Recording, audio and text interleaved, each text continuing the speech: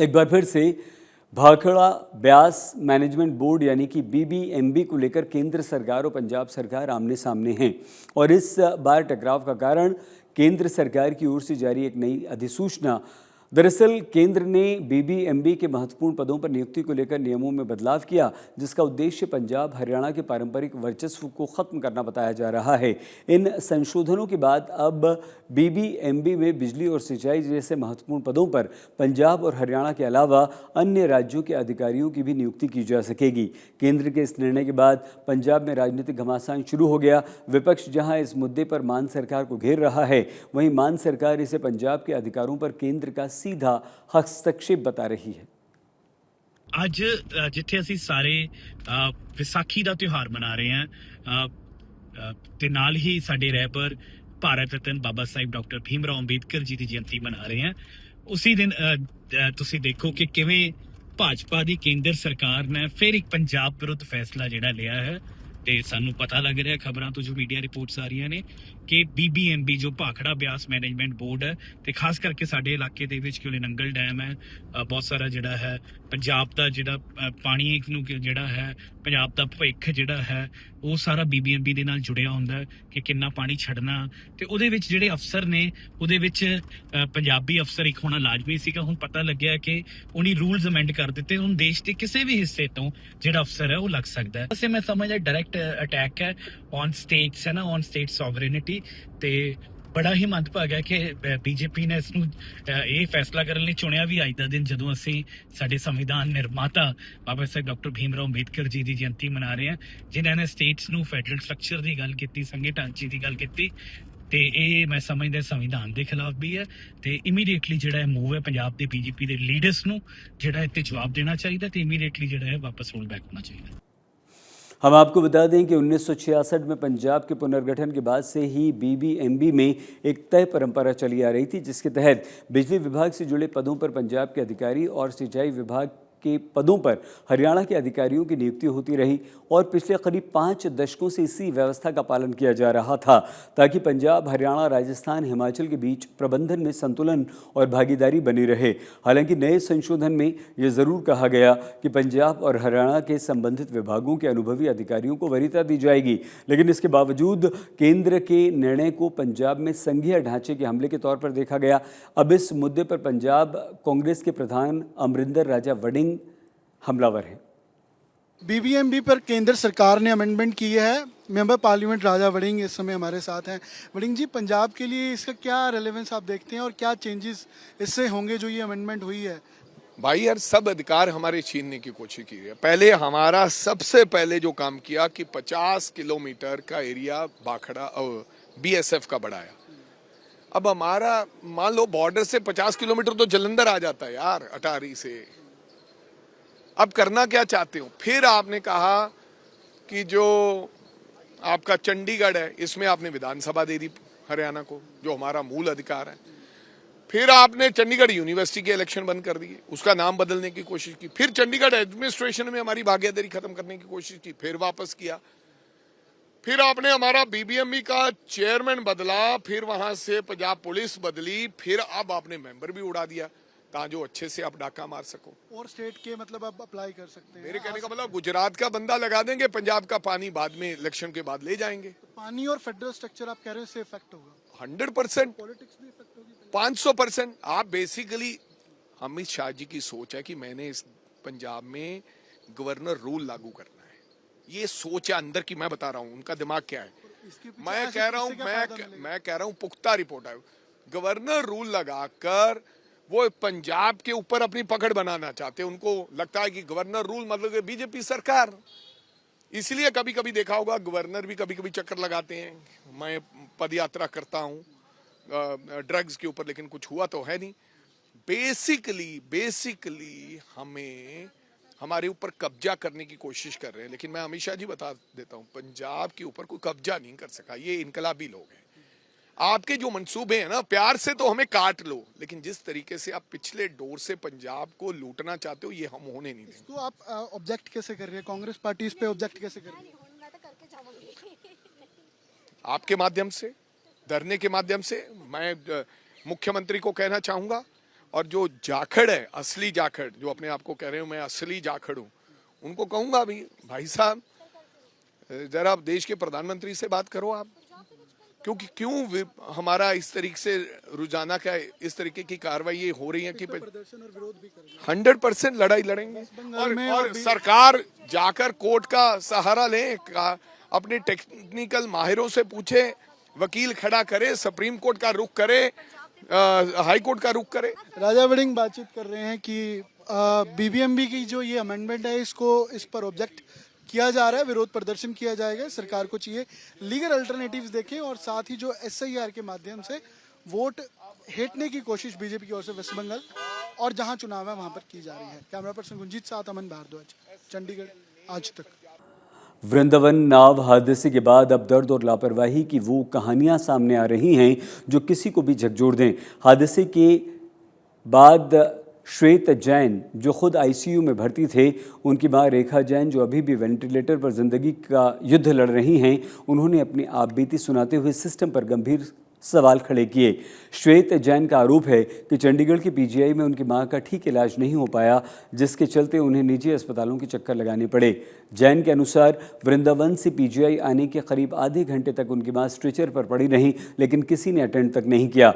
इलाज के लिए पैसे कम पड़ने पर जैन ने सरकार लोगों से मदद की गुहार लगाई ताकि मां की जान बचाई जा सके। आज तक संवाददाता से बातचीत में इस दर्दनाक हादसे की पूरी कहानी भी उन्होंने बताई कि आखिर कैसे नाव पलटी और कैसे कुछ ही पलों में सब कुछ बदल गया। वृंदावन से एक फैमिली श्वेत जैन की जो हमारे साथ हैं, उस हादसे का शिकार हुए, खुद पानी में डूबे, आईसीयू में रहे। उसके बाद वृंदावन से कल रात पीजीआई आए, लेकिन इनका ये कहना है कि पीजीआई के अंदर वो इलाज उस तरीके से नहीं मिला और एक प्राइवेट हॉस्पिटल में इनको आना पड़ा। श्वेत जी, अब क्या हुआ जब आप पीजीआई, पहले तो वृंदावन से पीजीआई आए, क्यों आए और पीजीआई में क्या हुआ? इलाज उन्होंने दिया नहीं, और अभी आपके मदर क्योंकि हैं, उनकी कैसी कंडीशन है? सर पीजीआई में वहाँ जब वृंदावन में थे हम, इलाज हो रहा था, कम से कम 2 से 3 दिन हो गए थे उनको आईसीयू में ही थे, पर उनका जो सीपीआर लेवल है वो बढ़ रहा था, डे बाय डे इंक्रीज हो रहा था। वो जो उसकी मैक्सिमम वैल्यू है 50 है, पर वो उनका 260 तक हो गया था। तो उन्होंने कहा भी हमने सारे एंटीबायोटिक वगैरह लगा के यूज़ करके देख लिए, अगर आपको कई और बड़े डॉक्टर के पास रेफरेंस चाहिए तो हम दे देते हैं। वहाँ उनका इलाज जितने दिन रहे उनका इलाज बहुत बढ़िया चला। और जब मैं पीजीआई में आया सर, यहाँ पर सर यहाँ रात हम पहुँच गए थे, 8:30 के करीब पहुँच गए थे। तो यहाँ पर जब पीजीआई में आए तो मतलब इतना ज़्यादा बुरा हाल था, हमने मम्मी को खुद एम्बुलेंस से नीचे उतारा, खुद हम अंदर स्ट्रक्चर अंदर खुद लेकर गए हैं, और वहाँ पर कोई सुविधा नहीं थी। आपने बोला जाके डॉक्टर्स को कि ऐसे हम वृंदावन मैंने से बहुत कहा, मैं तो भागा फिर रहा था क्योंकि मेरी माँ थी और उसके सास का बहुत बुरा हाल था, सास वो ले नहीं पा रहे थे जल्दी। जी जी, बस मैं ये कहना चाहता हूँ सबसे, मतलब मेरी मम्मी अब प्राइवेट हॉस्पिटल में है, तो किसी भी तरीके उनकी जो मदद हो सके ज़्यादा से ज़्यादा हो जाए, क्योंकि इन्होंने जो खर्चा है कम से कम 80-90 हज़ार रुपये एक दिन का है। उसमें क्या बताया उन्होंने, क्यों खर्चा है? उन्होंने इसलिए कहा है, कह रहे जो वेंटिलेटर का अकेला खर्चा है जो हमारा 30,000 रुपये, बाकी टेस्ट वगैरह हो गए या दवाई मेडिसिन उनकी जो लगी हुई हैं, मशीनें वगैरह काफ़ी लगी हुई हैं। अभी उनकी कंडीशन जो है काफ़ी ज़्यादा क्रिटिकल है। पीजीआई में डॉक्टर्स ने भी नहीं देखा या उन्होंने बोल दिया कि आप कहीं और ले जाओ? उन्होंने कहा क्या, मतलब जब आप अंदर लेकर गए इमरजेंसी में? जब हम इमरजेंसी में लेकर गए तो उनकी टाइमिंग ही बहुत, उनको तो फर्स्ट एड चाहिए थी बिल्कुल, मतलब जो बंदा वेंटिलेटर से उतरा है तो उसको वेंटिलेटर तो ऑन दी स्पॉट चाहिए ही ना, वो विदाउट वेंटिलेटर तो रह ही नहीं सकता। तो जब अंदर गए 15 मिनट तो कोई हुआ ही नहीं। पहले कह रहे थे कार्ड बनवाओ, पहले कार्ड बनेगा फिर उसके बाद होगा। अगर हम आए इमरजेंसी में तो कार्ड का बहुत बड़ा इशू है ना। आप भी उस हादसे का शिकार हुए थे? मैं भी उस हादसे का ही शिकार था, और मेरे को भी, मैं भी हुआ यूं था जैसे हमारी नाव थी उसमें काफ़ी जैसे 20 से 25-30 जने सवार थे। वो नाव वाले ने जब वो आगे ले गया, काफ़ी ज़्यादा आगे ले गया था, वो कम से कम 25 फुट गहरा था वो। तो उसमें हुआ क्या, कोई बम्बू पुल सा होता है ना जो पिप्पे का पुल कहा जाता है, हाँ, तो वो टूटा हुआ था, उसका कार्य चल रहा था, तो वो उसको इधर को धकेल रहे थे। तो हमारी नाव जो थी वहाँ पे खड़ी हुई थी भी, ये रिपेयर हो रहा है, आप थोड़ी देर रुक जाओ फिर बाद में चले जाना। पर किसी तरीके नाव आउट ऑफ कंट्रोल हो गई, वो पुल के बीच में लगी, जैसे ही उसके वो लोहे वाले पुल में लगी है, साथ ही नाव पलट गई और हम सभी पानी के अंदर चला गया था। उसकी 25 से 30 फुट गहराई थी पानी। 25 से 30 फुट गहराई थी उस पानी की। अब कितनी देर रहे पानी में? मैं पानी में कम से कम रहा हूँ 5 से 7 मिनट रहा हूँ। और उसके बाद ऐसा भी हुआ मेरे साथ, तो नीचे से मेरे पैर भी पकड़े गए हैं। जो सब थे, जो अंदर थे पानी के अंदर, तो सभी अपने बचाव के लिए भाग रहे थे। आपके पैर किसने पकड़े? जो कोई डूबा होगा, मैं कह नहीं सकता कौन था। अब फिर बचने के लिए खुद बचने के लिए सारे प्रयास करते ही हैं। तो कैसे बाहर आए? आपको स्विमिंग आती थी? मैं स्विमिंग नहीं आती थी, मैंने किसी तरीके अपनी सांस पूरी करने के लिए ऊपर आने की कोशिश करी। जब भी मैंने ऊपर आने की कोशिश करी तो उन्होंने कोई 2 बंदे थे, उन्होंने मेरे को हाथ से पकड़ के निकाला। जब निकाला उसके बाद मेरे को कोई होश नहीं है, बस पानी मेरे कम अंदर चला गया था, पर मम्मी के को काफी ज्यादा पानी अंदर था। कितने टाइम अंदर रहे? मदर का टाइमिंग मैं बता नहीं सकता हूँ, क्योंकि हमें दोनों को अलग अलग वहाँ पे हॉस्पिटल पे रेफर किया गया था। मैं मार्ट में, वहाँ कोई मार्ट था, मैं वहाँ उस हॉस्पिटल में था। मम्मी को इमरजेंसी ही रेफर कर दिया गया था। वहाँ पे राधा कृष्णा कोई ट्रस्ट है, वहाँ पे रेफर कर दिया गया था। तो हम चाहते हैं कि शंटी जी हैं जो ह्यूमन राइट्स कमीशन के चेयरमैन हैं, ये वीडियो वो भी देखें, उनके पास भी जाए। जैसे इनका बताया, एक दिन का 70 से 80 हज़ार रुपये एक दिन का खर्चा है, तो अगर 10 दिन यहाँ पे रुके तो 7 से 8 लाख रुपए लगेगा। और हमें सबको एक जगह पे इकट्ठे होकर साथ देना पड़ेगा, सरकार को भी, आम लोगों को भी, जितने वृंदावन जाने वाले भक्त हैं उनको भी, जगराओं जहाँ से ये रहने वाले हैं उनको भी, सबको मिलकर इनकी मदद करनी पड़ेगी। और जितने भी सरकारी तंत्र हैं वो सब मिलकर इनकी मदद करो। जो तो दुनिया छोड़ के जा चुके हैं उनके साथ फोटो खिंचवाने हर मंत्री, हर लीडर पहुंच रहा है वहां पे। इतने लोग आ चुके हैं उन लोगों के घरों पे जिनकी जान जा चुकी है, सबके पास सब आ रहे हैं और फोटो खिंचा के अपने सोशल मीडिया पे डाल रहे हैं कि हमने ये किया वो किया। और जो जिसकी जान खतरे में है उसके पास अभी तक कोई नहीं आया आपके सिवा। सो हम यही चाहते हैं कि आप मदद करें सारे।